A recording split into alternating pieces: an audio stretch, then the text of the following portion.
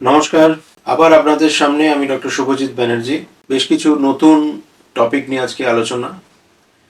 প্রথম কথা হচ্ছে, শীতটা কিন্তু পড়ে গেল, সামনে উৎসবের দিন আসছে, বাচ্চাদের পড়াশোনা হয়ে যাবে, তারপর একটা ছুটির মরশুম আসবে, উইন্টার ভ্যাকেশনস। কিন্তু ওইখানে যাবার আগে এই যে ঠান্ডাটা শুরু হলো, এখানে বেশ কিছু মানুষ যারা শোবার সময় বুকের ভেতরে একটা সাঁই সাঁই আওয়াজ শুনতে পান, একটু ছুটে গিয়ে বাস ধরতে গেলে একটু হাঁপানি, দমটা নিতে পারছেন না বলে মনে হয়। ওই যে আমরা বেশ কিছুদিন ধরে আলোচনা করছিলাম অ্যালার্জি অ্যালার্জি অ্যালার্জি, তার ফলশ্রুতি হিসেবে একটা শ্বাস টান অনুভব করেন। ঠিকই বুঝেছেন, আমি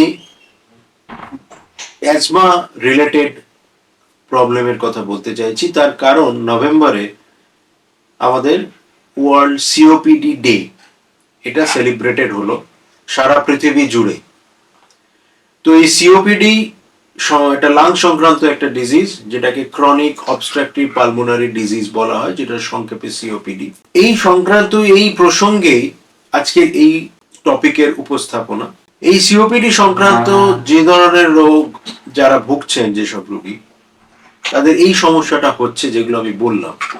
কারণ শীতে পলিউশনের মাত্রা বেড়ে যায়, ফুলের রেণু তৈরি হয় এবং সেটা আকাশে বাতাসে আমাদের অজান্তেই আমাদের এফেক্ট করে এবং সেখান থেকে শুরু হয় এই সাঁই সাঁই আওয়াজটা।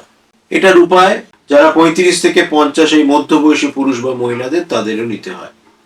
এখানে একটা কথা বলে রাখা ভালো, যারা ক্রনিক স্মোক করেন তাদের ক্ষেত্রে কিন্তু এই প্রবণতাটা অনেক বেশি, তারা কিন্তু এই ধরনের সমস্যায় আরো বেশি সাফার্ড হন। এবারে তাহলে উপায় কি? উপায়টা হচ্ছে যে আমরা আমাদের হোমিওপ্যাথির মাধ্যমে এটাকে কিছুভাবে সাপোর্ট দেওয়া সম্ভব। অবশ্যই সম্ভব, কারণ এটা একটা লং টার্ম প্রসেস। এই লাংসটা যাতে আরো বেশি ডিটোরিয়েটেড না হয়ে যায়, সে যত তার কর্মক্ষমতা যদি না হারাতে চায়, সেই জায়গাটা থেকে যদি আমরা তাকে আটকাতে পারি, তার এই অবগতি এবং অবনতির রাস্তাটা আমরা যদি একটুখানি গতিটাকে সীমাবদ্ধ বা হ্রাস করতে পারি, তাহলে অবশ্যই একটা লং টার্ম এফেক্ট আপনারা পাবেন। এবং সেখানে যেটা করণীয় সেটা হচ্ছে ক্রনিক এবং সঠিক হোমিওপ্যাথিক মেডিসিন আপনাদের নেওয়া উচিত, যেটা লং টার্মে আপনাদের একটা এফেক্ট দেবে। অবশ্যই এটা একটা লং টার্ম পদ্ধতি এবং কিছু দিন ধরে এই ওষুধটা খেতে হয়। এবারে প্রশ্ন উঠবে, তাহলে কি এটা কিওর হয়ে যাবে? আপনার লাংসটা কতটা ক্ষতি হয়ে গেছে, কত তার কার্যক্ষমতা হারিয়েছে, কত তার ইলাস্টিসিটি মানে কমা বড়ার যে প্রবণতা, যেটা স্বাভাবিক গতিতে হওয়া সম্ভব, সেটা আদৌ হচ্ছে কিনা, আপনার স্মোকিং এর হিস্ট্রি কতদিন, কি ধরনের স্মোকের মধ্যে আপনি এক্সপোজ, এবং আপনার কর্মক্ষেত্র কি ছিল।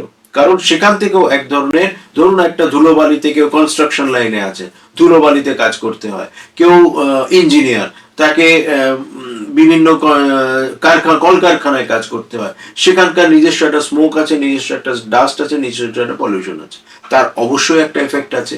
তাহলে সেটা যদি হয়, তাহলে সেই পুরো ব্যাপারটাকে কভার করার জন্য হোমিওপ্যাথি একমাত্র পদ্ধতি। আমরা আছি আপনাদের সাথে, নাম্বারে, স্ক্রিনে দেওয়া নাম্বারে যোগাযোগ করতে পারেন। অবশ্যই কোনো একটা সমাধান আমরা আপনাদের দিতে পারবো। নমস্কার।